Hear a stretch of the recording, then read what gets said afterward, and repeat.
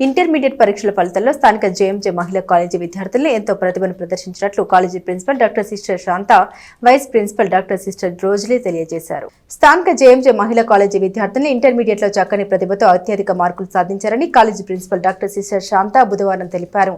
Senior ఇంటర్లో ఎన్ హనీషా 970 మార్కులు, K Tanvitha 955 మార్కులు, పి వైష్ణవి 940 మార్కులు, పి ప్రవళికన్ 946 మార్కులు సాధించారని తెలిపారు. అలాగే ఇతర గ్రూపుల్లోనూ జూనియర్ ఇంటర్లోనూ తమ విద్యార్థులు మంచి మార్కులు సాధించారని వివరించారు.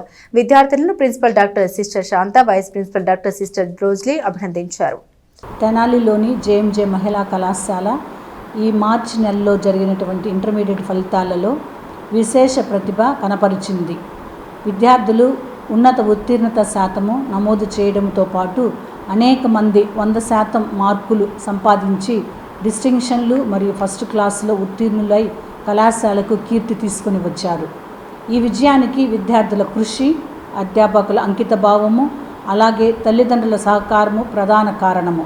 ఈ సంవత్సరము జేఎంజే కళాశాలలో BA, BCom, BSc డిగ్రీ కోర్సులతో పాటు BSc, BEd కోర్సు అందుబాటులో ఉన్నాయని తెలియజేయటానికి సంతోషిస్తున్నాము.